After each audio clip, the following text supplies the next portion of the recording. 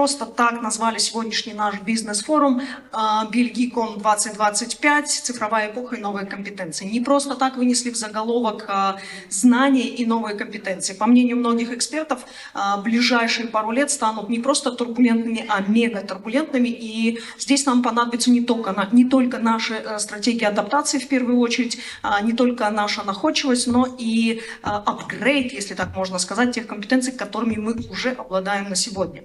И сегодняшний бизнес-форум, прежде всего, его задача и цель создать такую своеобразную экосистему, да, для тех, кто занимается маркетингом, для тех, кто занимается аналитикой данных, для тех, кто занимается менеджментом и технологиями в первую очередь. Поэтому задача такого рода мероприятий, крымско-татарских мероприятий, создать такую бизнес-экосистему, в которой мы точно найдем друг для друга новые возможности и создадим некую площадку, где получится коммуницировать, где получится создавать какие-то партнерские отношения. Ну и я уверена, что ближайшие 2 дня станут для нас, для всех просто насыщенными и вдохновляющими. Так что начинаем наш диалог, начинаем наши дискуссии с Металсом.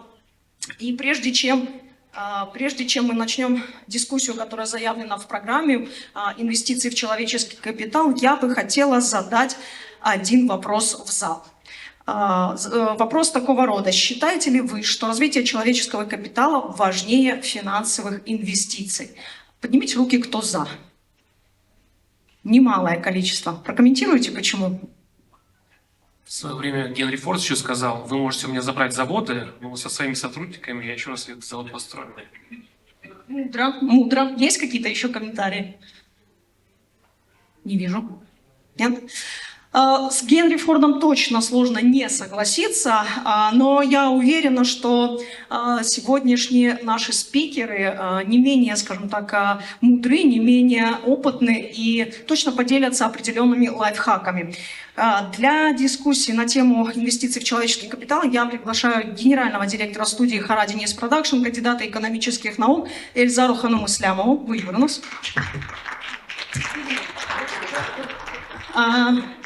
Кандидата педагогических наук, руководителя детского центра IQ Меркизи Энисе Ханума Бибулаева. Журналиста, человека, который способен рассуждать на разного рода темы, и я с удовольствием всегда провожу дискуссии с Ибраимбеем Умеровым. И, конечно же, предприниматель, социально активный человек у нас Эльдарбей Яячик. Эльдарбей. Вечность Бьюрнус. Селям алейкум. Эльдарбей, ну, раз вы у нас активный, социально активный, предпринимательски активный, начнем давайте с вас. Мы в состоянии, когда очень сильно меняется рынок труда и появляются новые технологии. Устаревают ли прежние компетенции, прежние знания, которыми пользовались и предприниматели, и сотрудники? В общем, как все это влияет на те бизнес-процессы, которые сегодня происходят? Селям алейкум. Сегодня наша молодежь ушла, как говорится, в обучение, в активные IT-технологии, но тем самым мы теряем работоспособные коллективы, рабочие, как говорится, слои, которые так называются массовым наймом.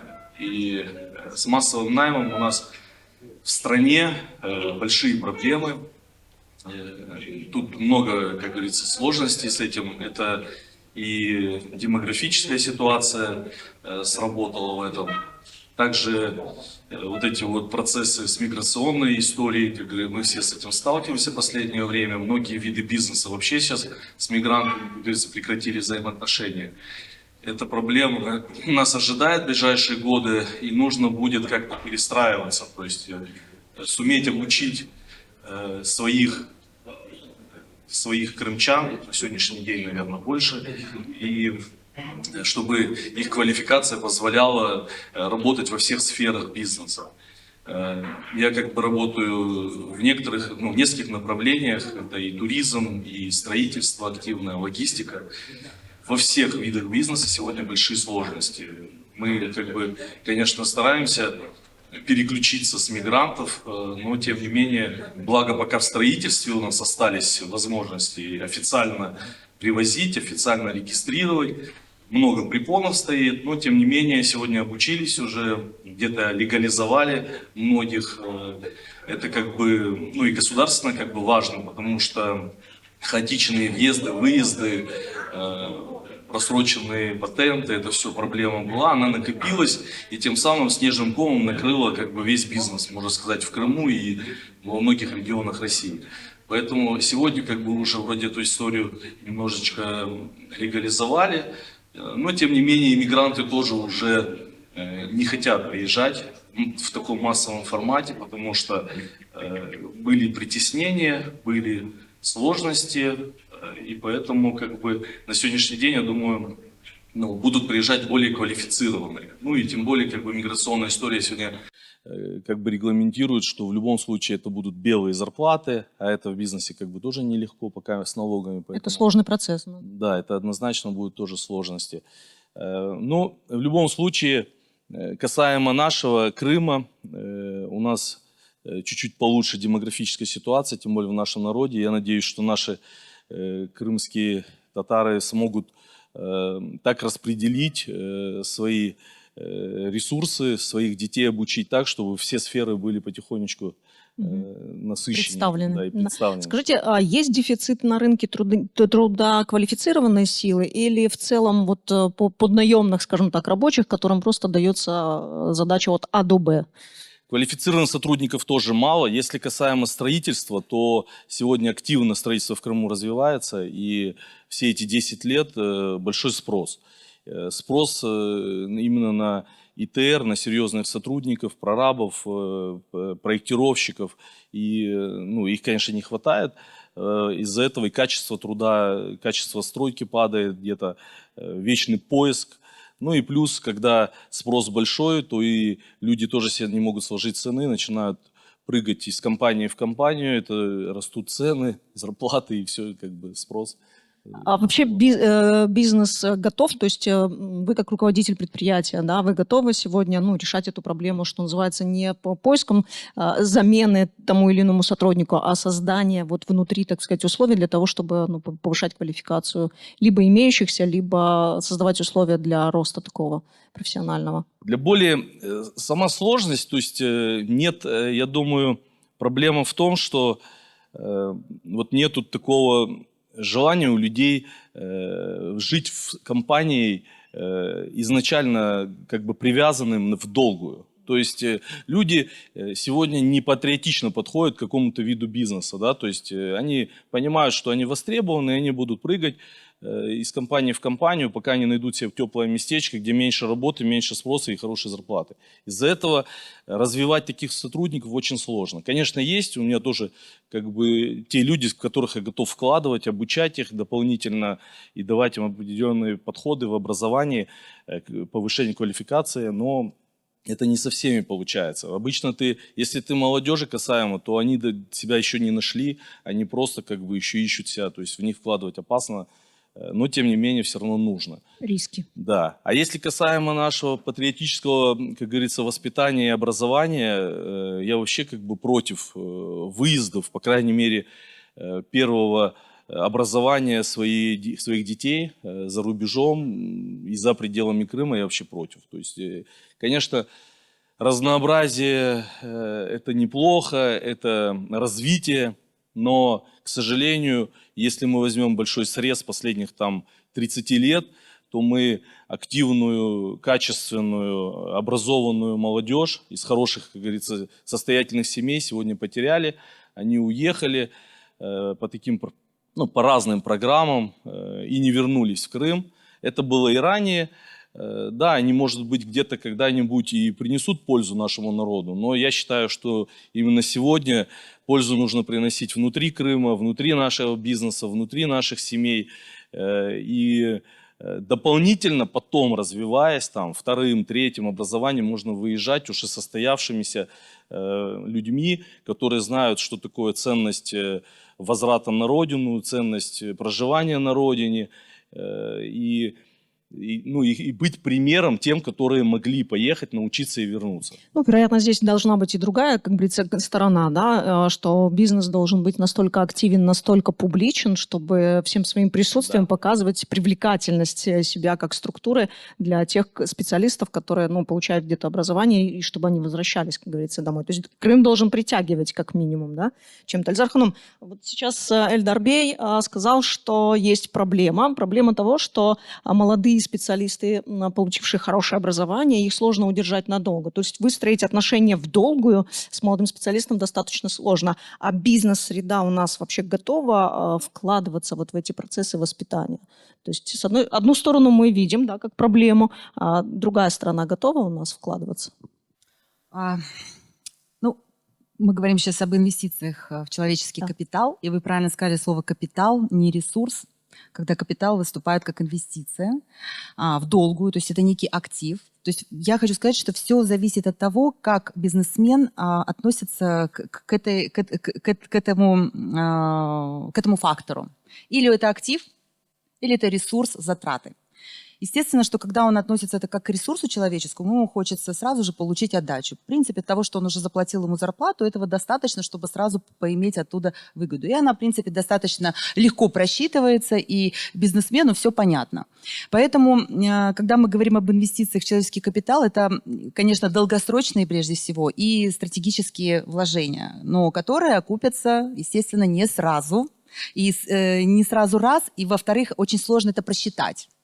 Потому что бизнесмен как? Ну вот вложил, все, сразу ему понятно. Он купил станок, он понял, сколько он произведет. Потратил сколько какого-то сырья, тоже будет понятно. А вот люди, кроме зарплаты, он не понимает, что в развитии, в его обучении, да, в его не только обучение, там много других факторов, даже в его настроение, да, в его психологическое, моральное. Это уже вопрос как бы такой, который, я не знаю, это нужно будет или не нужно будет.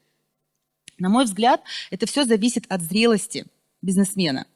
То есть если бизнесмен рассчитывает на такое быстрое вложение и быстрое получение отдачи, а его понять можно, потому что нынешние бизнесмены уже на протяжении многих-многих лет работают в некой агрессивной экономической среде внешней, да, там куча разных факторов социальных, политических, экономических, экологических, то, конечно, любой бизнесмен, его задача понятна, что он должен это все быстренько вложить и быстро окупить. Поэтому вторая группа бизнесменов, которые все-таки считают, это более зрелые корпоративно, которые считают, ну и что это постоянно мы живем в среде перемен, это нормальная ситуация, надо уже привыкнуть и сказать, что мы всегда так будем, наверное, жить. Поэтому тут, наоборот, рассматривать инвестиции в человеческий капитал как именно те инвестиции, которые позволят ему выжить в этой ситуации, в этих условиях перемен. Вот когда для него внутри это будет понятно, он к этому будет относиться не как где-то там быстрее сэкономить, а так, чтобы с этим жить долго. Как вот купил какое-то огромное здание или построил, он понимает, что ему хватит еще сыну, там, внуку и так далее. Вот так, если относиться, то я уверена, что, конечно, исключения всегда бывают, но и люди по-другому взглянут на это. Это для них тоже некая точка роста. И потом, это же все, хоть и в долгую, но это все видно. Видно, как люди креативят, да, как они из сложных ситуаций, какие они могут решения принимать. То есть компания сразу становится конкурентоспособной. Но это действительно когда турбулентность как норма. Да, естественно, что вы правильно сказали, что человек, он тоже ищет, конечно, благоприятную среду. И когда он видит, что в этой среде он может в долгую развиваться, вкладываться, он точно так же будет относиться. Поэтому, на мой взгляд, это некий обоюдный процесс человека и бизнесмена. Сагунс, Эльдар Ханум, ну, у нас уже два инсайда есть, как минимум, да, это, первое, это то, что сказал Эльдар Бей по поводу неготовности отдельных наших, там, молодых наших специалистов в долгую сотрудничать с бизнесом, а с другой стороны, мы должны понимать, что вот та самая турбулентность, в которой мы сегодня находимся, это уже норма, другой данности, вероятно, в ближайшее будущее не будет, и это, может быть, турбулентность только усиливается, но есть еще один фактор, мне кажется, о котором важно важно говорить, и он определяет очень многое в этом процессе, да, как раз о том, о чем говорил Эльдарбей, патриотичность. Я всегда люблю говорить про ценности. Я всегда люблю говорить про нечто большее, чем просто про капитал, нечто большее, чем просто выгода. Ибрагим Бей, вот в этом смысле для игроков на крымском рынке что важно? Государственные законы, законы рынка, важны, что еще регулирует вот эти отношения между бизнесом, специалистами, вообще этот рынок. Вот на ваш включенный такой взгляд, вы, находясь здесь, в этой среде варясь, наблюдаете процессы, которые мы проживаем и переживаем. Чох Саун за вопрос. Находясь именно даже вот на этом месте, вот на этой ярмарке, мы можем понять, что в принципе для нашего общества немаловажно понимание того, что у нас есть какая-то общая идея, какая-то национальная идея, что нас объединяет какие-то общие ценности. То есть мы строим бизнес, понимая, что это принесет пользу обществу в целом и нашему народу в частности. То есть и мы это подчеркиваем, да, у себя как-то в голове. То есть сегодняшнее событие, оно отображает это, что это живо, что это, значит, имеет значение. Теперь, что касается развития человеческого капитала, на мой взгляд, здесь мы говорили о найме, а также, если поговорить о бизнесе, то есть о частных инициативах, да, скажем так, какие-то стартапы, более мелкие бизнесы, но которые тоже являются двигателем развития, двигателем экономики, да, то здесь тоже мы можем понимать о том, что могут быть какие-то образовательные проекты, которые были бы локальными, по крайней мере, на начальном уровне, но при этом это были бы какие-то наши молодые люди, бизнесмены, которые получили в свое время какую-то пользу от таких вот развивающих проектов, и это дает плоды нам в конечном итоге всем. И, то есть здесь мы можем видеть, что инвестиции в этот человеческий капитал могут быть из разных источников. То есть могут быть какие-то частные инициативы, скажем так, по знакомству, там родственники могут поддерживать своих ближайших, хотя бы тех, кому они знают, чтобы саглам было, как бы можно, и то есть поддерживать, да, то есть это каждый из нас должен иметь в голове, то есть не только лишь свое дело развить, но еще и помочь кому-то стать на шаг выше, сделать следующий, то есть план взять. Мы должны это иметь у себя в голове, я считаю. И, во-вторых, это могут быть какие-то институциональные инициативы также. То есть могут быть какие-то организации, которые массово, скажем так, предлагают услуги по развитию именно вот интеллектуальному какому-то, да, какие-то мастер-классы и так далее проводят. И тем самым, то есть повышается общий фон молодежи, которая в будущем уже сможет, ну не только молодежи, я имею в виду, в целом среди населения, то есть будет больше потенциал для развития. И таких ярмарок, то есть уже Сарабузу придется еще расшириться, чтобы это все... У Десерага много задач. Да. И здесь, то есть здесь отчасти должно быть понимание того, что это какая-то благотворительность, скажем так, это инвестиция, да, но правильнее, наверное, будет в нашем случае не ждать от этого прямую выгоду обратно в свой бюджет. То есть ты проинвестировал это, Аллах ризасы üçün, скажем так, искренне, и затем уже спустя, возможно, следующее поколение увидит от этого плоды, а тебе за это обязательно зачтется. Иншаллах, сметался. Но определенно, скажем так, все, что мы сейчас обозначили, те маркеры успешной инвестиции в человеческий капитал, это все важно, но есть любой вообще разговор о человеческом капитале, он начинается прежде всего с образования. Да, и это важная точка отсчета в любом процессе формирования того самого человеческого капитала. Инсиоджа. Ну, образование в скандинавских странах принято считать, что воспитывает равенство. Образование в рамках Японии считают, что воспитывает корпоративную культуру. Американская система образования говорят, что воспитывает лидерство. Про что образование у нас и про что у крымских татар, и про что оно могло бы быть? Суалыңыз үшін сау болыңыз, Ленар ханым. Мында бұғыдар инсан отыра ve siz bergen sualni bir xoranta ko'taradilar. Bizim uchun ta'sil nedir? Sizin sualingizga javob berajak bo'lsam, bizim uchun Amerikan sistemasi bizga yaqin deb tushunyam, ammo menga da yaqin ingliz sistemasi. Инглис системасы эбетте лидерлерны азырлай. О да лидерах. Ода лидерлерны азырлай. Аманасыл лидерлері. IQ системасы пек yüksek olған лидерлер. Тіллерні білген инсан. Ве дүнияда оз еріні тапажақ инсан. Бөле азыр модельні алып та бізге копияламақ пек ағыр olur. Оның үшін біз милли тәсілде bu модельні қыдырмаға девам етеміз. Мында қы тәжірибені бақамыз бер. Илзара ханым айтқанда бұтын вақыт турбулентності олғаның үшін этрafыңдаки жемиетлерні талил етмеге керек ола. Поэтому какая модель для нас самая оптимальная? Мы исходим из ценностей. Какие наши ценности? Вот это то, с чего вы начали, Ленора Ханум. Да? Исходя из ценностей, мы будем строить нашу модель образования. Для нас ценность самое главное – это наши дети. То поколение, которое должно вырасти в Крыму, но каким оно должно вырасти? Ну, наверное, самая главная ценность для нас – это наш язык.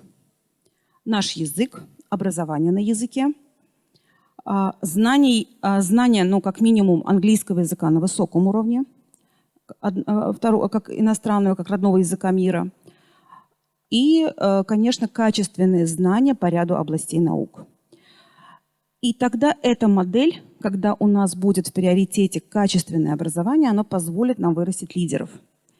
И самая главная инвестиция в образование – это подготовка, вклад в детей, которых мы сейчас видим в зале. Вот это то поколение, которое мы растим, воспитываем, исходя из нашего опыта. Что мы хотим, какую мы формируем, какие мы вкладываем инвестиции? Прежде всего, инвестиции в сохранение языка. То есть ребенок должен говорить на родном языке, должен понимать, что он крымский татарин, и выезжать в мир. То есть не бояться. Вот сегодня говорили о том, что многие наши сильные уехали, не вернулись. Я думаю, что они вернутся. И я думаю, что образование за рубежом, его не надо бояться. Другое дело, что мы должны воспитать такое поколение, у которых патриотизм будет на высоком уровне, они вернутся и будут развивать разные сферы бизнеса. Я думаю, что нам надо думать о развитии лидерства в бизнесе. А потом мы найдем наемную силу, мы найдем людей, которые будут выполнять те или иные работы. Я думаю, что это не проблема. Даже в условиях турбулентности это найдутся. Очень важно, чтобы в любой ситуации то поколение, которое мы вырастим, в разных сферах были лидерами. В экономике, в здравоохранении, в образовании. Это непростой процесс, это очень дорогой процесс. Как быстро это возвращается? Да, мы считаем, мы просчитываем. Но образование самый дорогой бизнес. И долгий. И долгий бизнес. Поэтому, если мы сейчас не просчитаем, что мы хотим, завтра мы будем плавать. И в турбулентности мы будем находиться прежде всего во внутренней турбулентности. Мы, как народ, понимаем, куда мы должны вкладывать, какое мы хотим поколение. Можно встречный вопрос? А кто должен сформулировать? Хороший вопрос. Кто должен сформулировать? Ну, прежде всего, я думаю, что это задача, прежде всего, на образованцах. Те, кто в образовании. И все-таки на элите. У каждого народа, не секрет, есть элита. Элита – это локомотив, который определяет будущее народа. Поэтому, а что мы думаем? Вот, какие у нас рефлексии из последнего опыта, о чем я думаю? Нам все-таки для того, чтобы подготовить лидеров в разных сферах бизнеса. Не секрет, что бизнес – это двигатель в разных сферах. Умы – это двигатель. Что нам для этого нужно? Нам для этого нужны серьезные международные школы. К сожалению, у нас серьезных международных школ пока нет. У нас была одна международная школа в Крыму, которая, мы знаем, подготовила лидеров. И мы видим, кто их выпускники и в каких они сферах. Мы видим, что они довольно-таки успешны. Не только в Крыму, за пределами Крыма. Кто-то из них работает в Крыму. Я танковый. Ибраим Бей, Ибраим Бей выпускник. То есть готовы ли мы построить такую модель? Туда поступить было непросто. Да? Это были лучшие, у которых уровень английского был высокий. И параллельно ставилась задача сохранения своего «я». То есть вот я бы инвестировала в образование в такую модель, которая готовила бы лидеров, которая... Есть такая сейчас очень актуальная методика 21 века, называется STEM, она межпредметная, и она приучает детей находить вот в этих условиях турбулентности выход из любой ситуации. То есть она их ориентирует на разработку ноу-хау в различных сферах, в сохранении языка, в развитии образования, в бизнесе, в строительстве, в медицине и так далее. То есть это такое поколение, должно быть. И мы должны все-таки это очень серьезно понимать, что если у нас не будет инвестиций в человеческий капитал, скажу, может быть, более громко, в подготовку национальной элиты, у нас, ну, как бы говорить о прогрессе будет сложно. Мы будем топтаться. Мы будем топтаться на месте.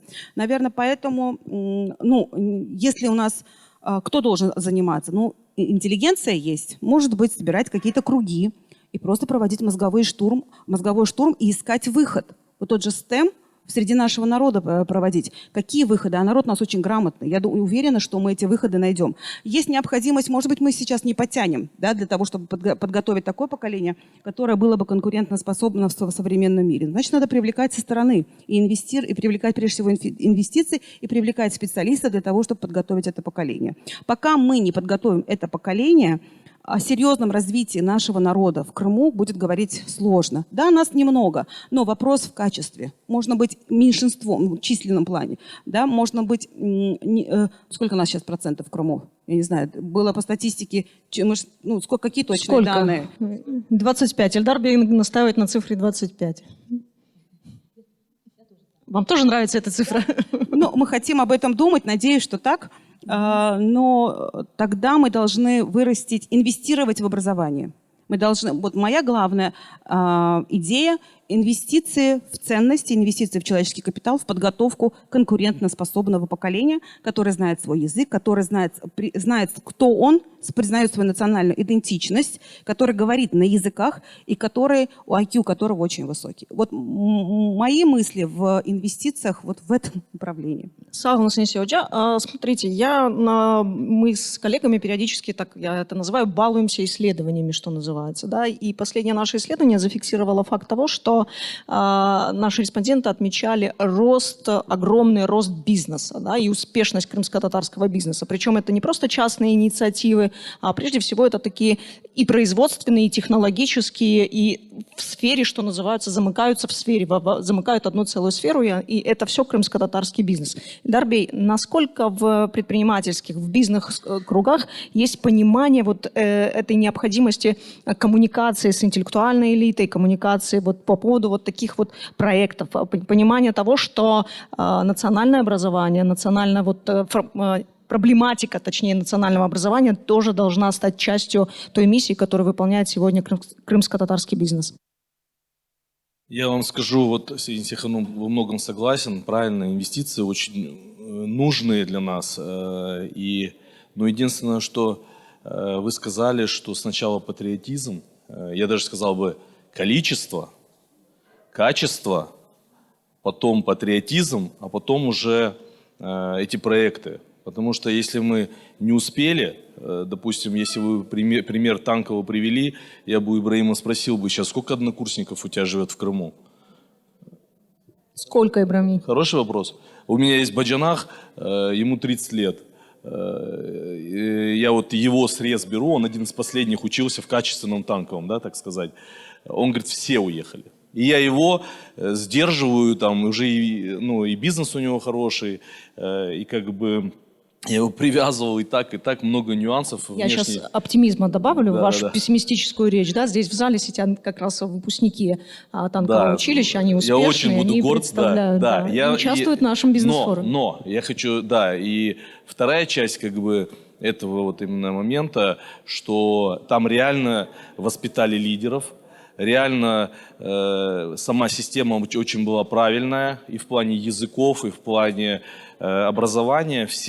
Многие из них стали руководителями компаний, руководителями своих личных проектов, бизнесов, то есть интересных. Да, то есть, как бы это все привязать и оставить, не все смогли. То есть, над этим надо работать. То есть тут именно люди образования, люди с патриотической точки зрения должны доработать этот механизм, чтобы мы в будущих поколениях таких потерь не несли. И тогда 25 будет плюсом, процентов я имею в виду, и оставаться все будут здесь.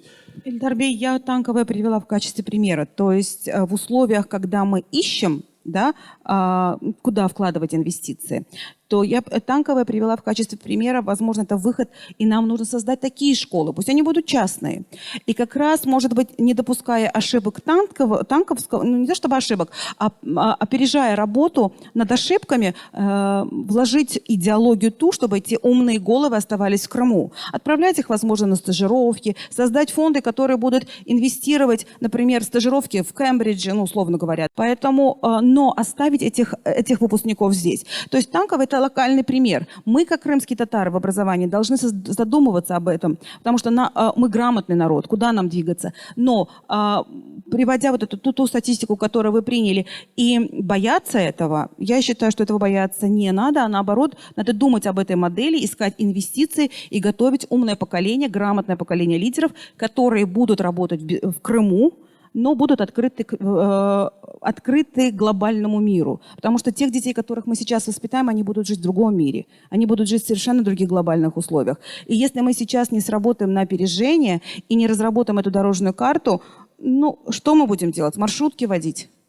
Да, или будем открывать кафе, рестораны, при всем уважении, да, к этому бизнесу. Но тут нужно немножечко планку завышать, потому что нам нужны такие, как Рифат Апазов, да, которые, да, нам нужны такие персоналии, которые на самом деле будут конкурентоспособны в современном образовательном пространстве и в современном мире бизнеса. Ну, понятно, что без качественного образования, когда говорят, что миром управляют троечники, это миф.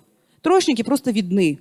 А миром на самом деле управляют умнейшие головы, которых просто не видно, которые являются миллионерами, миллиардерами. Ну да, просто им эти амбиции не нужны, их не видно. А на плаву, к сожалению, может быть, не к сожалению, троечники не секрет, они же приспосабливаются из любой ситуации найти выход. Да. Поэтому у них своя миссия. А все-таки головы умные, они разрабатывают технологии и продают эти технологии в мир. Поэтому я очень надеюсь, что все-таки у нас эти инвестиции будут.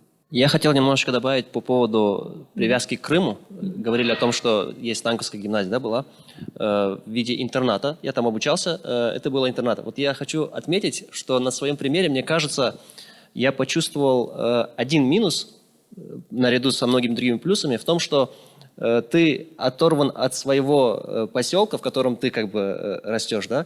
То есть ты на неделю уезжаешь в школу, и только на выходных. Я, например, не знаю многих ребят, которые мои Социализация сверстники. прошла вне твоего населенного пункта. Да, вот такой момент есть.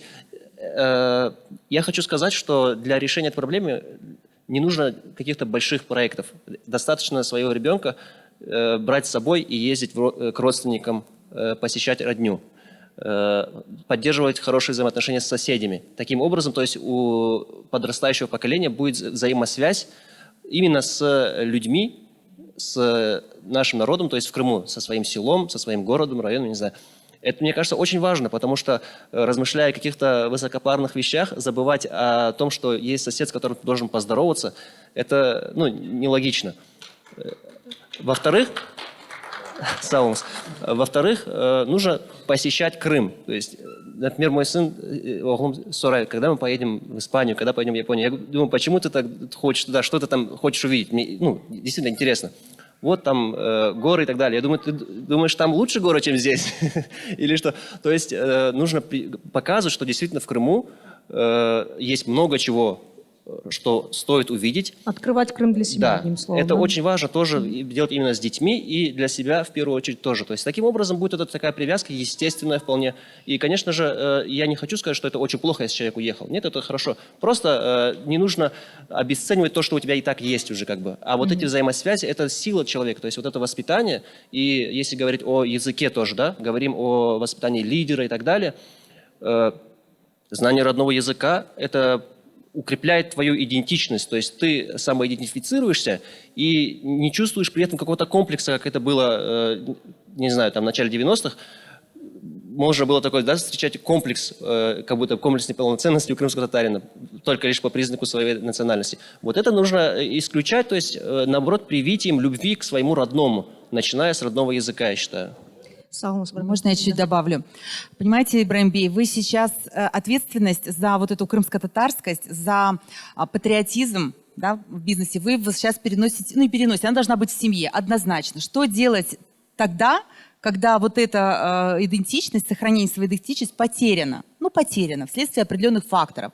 Не разговаривают на языке, не так дорожат своей родиной. Что делать? То есть мы каждый раз опять к этому взываем, а там может быть иногда тишина.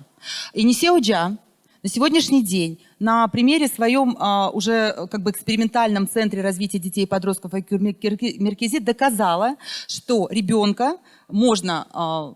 Он будет разговаривать на крымско-татарском языке, он получит все ценности крымско-татарские, и получая качественное образование, мы не просто даем ему образование, мы воспитываем в них лидер. Что такое лидер? Чтобы он свое образование, свои качества, свои навыки, мог всю свою добавленную стоимость в будущем именно применять в Крыму. Он находил здесь возможности. Понимаете, в этом вопрос. У нашего народа предостаточно, ну, во-первых, мы говорим, что мы успешная, все-таки экономически успешная нация, потому что, ну, мы так вот вроде статистики точно нет, как бы мы ни хотели, но тем не менее мы видим по каким-то ощущениям, что мы растем. У нас есть качество определенное, трудолюбие, способность начать все с нуля, в силу разных исторических событий, факторов. Креативность, да. Мы должны как-то проманеврировать, найти и обеспечить свою жизнь в комфорте. Это у нас все есть. Есть вот этот постоянный флаг, дети должны получить образование. В каждой семье это есть. Теперь нам осталось еще одну небольшую деталь. Как сделать так, чтобы дети могли остаться в Крыму? Понимаете, вот такими образованными стать, быть конкурентоспособными и, ну, строить здесь будущее, принимать решения, исходя из своей, как бы, вот, крымско-татарскости. Вот в этом сейчас главный фактор. Мы, конечно, когда говорим о том, чтобы дети выезжали в другие регионы, в ту же Казань, да, которая на самом деле очень прогрессивная, или за рубеж, мы имеем в виду для обучения, для пополнения багажа знаний. Конечно, вопросы социализации, которые вы говорите, там, да, чтобы ребенок играл со своими соседями, чтобы они ходили в гости друг к другу, это все наше национальное, это наши национальные традиции. Мы это, конечно, ежедневно в процессе воспитания у ребенка эти ценности формируем. Мы говорим о более глубинных вещах. Да? Вы, например, с соседями, конечно, может быть, меньше общались, да, пока учились в Танковском колледже, но вы попали в среду умнейших детей. Да? То есть какие навыки, да, какие скиллсы вы заработали, вы это можете ощутить уже пройдя годы. Поэтому социализация, она, конечно, в системе образования присутствует. Но мы все-таки должны, вот мы как раз-таки говорим о том, что ребенок, должен говорить на родном языке. Не просто говорить предметы, а думать на крымско-татарском языке. Б. Он должен понимать, что у него духовные ценности. Да, это ислам, что он мусульманин. Третье, он должен говорить на языках. Не просто на каком-то ломаном. Мы должны понимать, что в современном мире, чтобы быть конкурентоспособным, мы минимум должны говорить на английском на уровне B1, для того, чтобы сказать, да, мы претендуем на какие-то инновации, на какие-то новшества. И третье, мы не должны бояться выезжать за рубеж. Я хочу сказать о том, что вот мы говорим, мы не можем отправить в Казань, да, своих сотрудников. Почему не можем? Я, например, отправляю своих сотрудников за свой счет, потому что я понимаю, что это рост, это как раз инвестиция в человеческий капитал, потому что эта насмотренность, она позволяет формировать профессионализм. Я бы, конечно, хотела отправить не только в Россию, я бы хотела отправить в международные стажировки, которые очень дорогие, да, и с этой насмотренностью, с этим опытом, когда мы возвращаемся, мы что меняем? Мы же меняем наш социум. Мы же меняем наш народ. Поэтому я о том, что мы должны думать шире, и тогда у нас бизнес будет совершенно другой. Но для того, чтобы думать шире, не секрет, нужны деньги, нужны инвестиции. И вот мы сейчас должны понимать, я как раз вот двумя руками за то, чтобы мы все-таки думали о развитии образования как бизнеса, для того, чтобы сохранить наше национальное «я», для того, чтобы сохранить себя, сохраниться самим. То есть спасение утопающих – дело рук самих утопающих. Понятно, у нас есть государственные школы, у нас есть государственные детские сады, но не справляется государство. И так забот мы видим сколько, да? Ну, а где мы? Где мы, как общество? Понятно, что мы сами должны. И вот мы по своему центру, я вижу, что у нас народ очень высокообразованный. И для того, чтобы сохранить язык, для того, чтобы сохранить образование, и не только, но вот чтобы еще было качественное образование, народ готов платить. Есть разные категории. Есть бизнесмены, которые могут выделить, а есть семьи, которые собирают этот абонемент и понимая, куда он вкладывает. Они вкладывают в будущее ребенка. Поэтому вот об этих инвестициях в будущее мы должны думать. Чохсан Сенсиоджа, на самом деле есть очень много вопросов, которыми бы я хотела продолжить нашу дискуссию, но, к сожалению, время подходит к концу, и я могу резюмировать несколько вещей, зафиксировать, точнее, несколько вещей. Первое, у нас есть амбиции гораздо на большие проекты, у нас есть возможности интеллектуальные, человеческий ресурс на гораздо большие объекты и проекты, точнее, и совершенно определенно мы не должны бояться выходить за пределы своего крымско-татарского сообщества, за пределы Крыма в том числе, потому что именно эти процессы обеспечат нам успех, обеспечат нам не выживание, а закинут, так сказать, удочку в гораздо в дальший долгий процесс, временной долгий процесс, я имею в виду. Чохсагнус, это была интересная дискуссия.